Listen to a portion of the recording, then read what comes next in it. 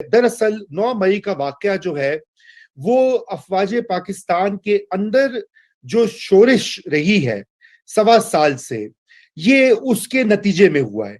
ये ठीक है कि इमरान खान साहब उसका फायदा उठा रहे थे, उकसा भी रहे होंगे, कोई उनको उकसा रहा होगा। ये दुरुस्त है कि उनको इतलात दी जा रही थी, मिल रही होंगी, और वो उनका ख्याल था कि शायद इससे कोई उनकी गेम बन जाएगी, वापस वो इख्तिदार में आ जाएंगे। बुनियादी मसला ये इदारे के डिसिप्लिन का था, और इदारे ने, अगर आर्मी चीफ और उनके साथी और उनके कमांडर्स ये समझते हैं कि उनको यूनिटी ऑफ कमांड को रिस्टोर करना है और बड़ी सख्त तरीके से काम करना है, तो फिर वो बिल्कुल ये क्लीन अप जो है इसको यहाँ पे खत्म ना करें 15 अफसरों पे, ये बिल्कुल इसको क्लीन अप करें, क्योंकि ये मसला वहां से आ रहा है जनाबे वाला। ये जो बच्चे पकड़े हुए हैं ना हजारों, ये छोटे बच्चे, बड़े बच्चे, जज्बाती बच्चे, ये 8-9 हजार जो भी नंबर है, कोई कहता है 6,000 है, कोई कहता है 10,000 है, ये उनका मसला नहीं। 102 है जी, अभी तो 102 है सिर्फ जिनको मिलिट्री कोर्ट्स में ट्राई करता है। मिलिट्री कोर्ट से 102 का पकड़ा हुआ, शायद इसका नेट कास्ट होगा, बाकी इंसदादे दहशतगर्दी में जाएंगे।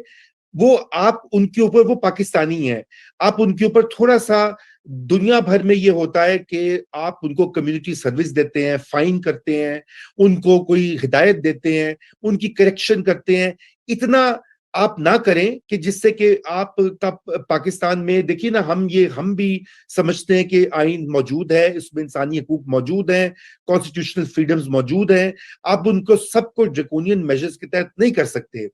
आज की जहां हम खड़े हैं इसमें जनाबे वाला जो कि बात वो गोल कर गए प्रेस कॉन्फ्रेंस में, किसी ने उनसे पूछा भी नहीं, जाहिर बात है किसकी जरूरत थी वो ये सवाल करता कि ये आज पहुंचाया किसने है। जनरल बाजवा साहब ने, जिन्होंने अपनी एक्सटेंशन के लिए 2022 में दोनों तरफ खेलते रहे, इधर भी हुकूमत भी बनवा दी पीडीएम की, इमरान खान को भी कहते रहे कि ये तोड़ दो असेंबलियां, ये कर दो, वो कर दो, इमरान खान ने भी कह दिया इनको ताहयात एक्सटेंशन दे दें।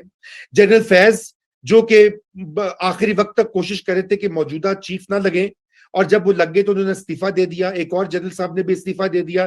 भाई आपके दायरे के अंदर अजीबो गरीब ये मुगलिया खानदान जो है, मुगलिया दौर की आपने याद ताजा करा दी है कि शाहजहां मरा है तो उसके 4 बेटे आपस में लड़ लड़ के एक दूसरे को तबाही करेंगे।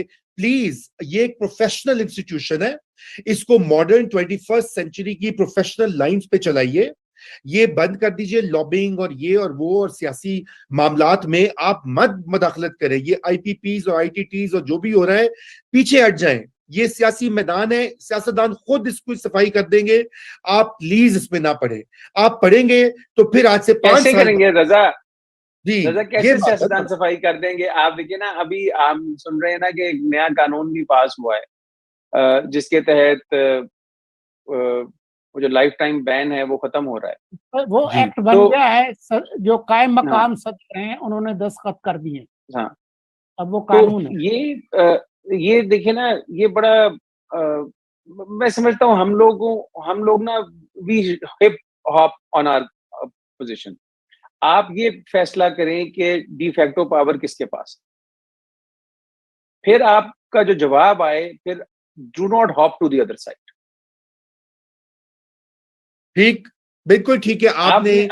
हमने सिविलियन स्पेस खोई है May 9 के बाद। जो असल इशू है वो ये है कि सिविलियन स्पेस हमने खोई है।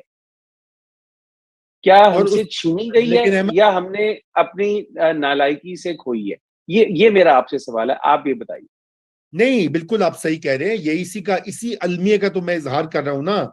ये जो सारे ड्रैकोनियन ये जो मेजर्स हैं, ये उसी की निशानदेही करते हैं कि सिविलियन स्पेस, और चूंकि अदालतों ने भी खुद अपना वो हाल कर दिया कि अब उनके ऊपर वो गवर्नमेंट और आर्मी भी कहती है कि जी इन्होंने तो पीटीआई को मुकम्मल तौर पर रिलीफ देना है, जैसे उन्होंने दिया कि वो गए जमानत के लिए, कहा बरी हो गए, थैंक यू, आप तो इतने महान है। महात्मा को भी इन्होंने कुछ नहीं कहना, क्योंकि महात्मा जो है वो तो सबके महात्मा है, इंक्लूडिंग आपको पता ना कुछ जो बकौल सलीम साफी इमरानदार जजेस मौजूद हैं, पहले इमरानदार जनरल्स रहे हैं।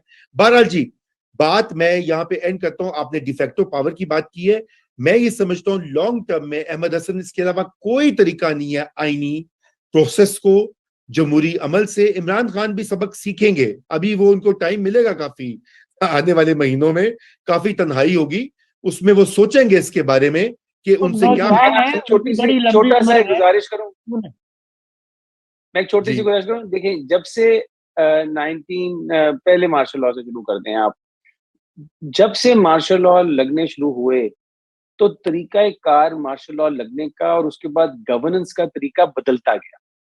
पहले डायरेक्ट मार्शल लॉ लगते थे और डायरेक्ट रूल करते थे।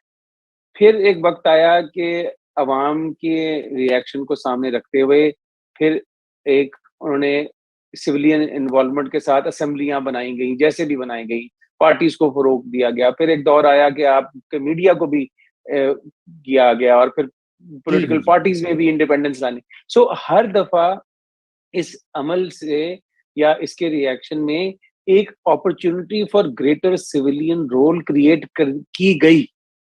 रियलिटी ये है कि चाहे वो छोटा अपॉर्चुनिटी थी, उसको क्या हमने फुली अवेल किया, क्या हमने उसको रिस्पॉन्सिबली अवेल किया, या हमने खुद कहा कि ओहो this is too hot to handle और हमने वापस गरम प्लेट पकड़ा दी कि नहीं भैया आप ही करें। तो जी ये बड़ी अनफॉर्चुनेट रियलिटी रही है।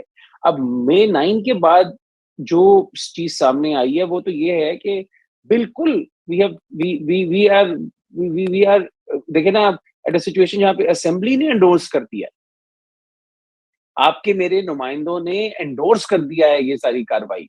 सो why is this press conference such a big surprise to you? It is not. Your representatives in the assemblies have already in advance condoned all this, बिल्कुल हैव दे नॉट? बिल्कुल। अहमद, इसी इसी नुक्ते पर हमें show जो है उसको कंक्लूड करना पड़ेगा। मुझे बताया जा रहा है कि इसका वक्त जो है हमारे शो का खत्म हो चुका है, लेकिन आपने बात बिल्कुल पते की है। सिविलियन स्पेस खत्म हो रही है और हमारे पार्लियामेंटेरियंस उसी में इन्वॉल्व है। अनफॉर्चुनेटली ये सिर्फ वन वे ट्रैफिक नहीं है, मगर इसका ये भी सोचने की जरूरत है कि एक शख्स जिसने 1-1.25 साल से इस मुल्क में इंतशार फैलाया हुआ था और उसके पीछे कुछ इंतशारी रिटायर्ड जनरल्स और कुछ इंतशारी मुंसिफ जो थे वो भी लगे हुए थे, ये बात कहनी पड़ेगी। और उसको आपको शॉर्ट टर्म में ये करनी पड़ती है कि ये क्लीन अप्स, उसके बाद ही कहीं जाना पड़ता है, लेकिन उसका नुकसान हम आवाम को भुगतना पड़ता है। इसके साथ ही आपका शुक्रिया, नाजरीन का भी शुक्रिया।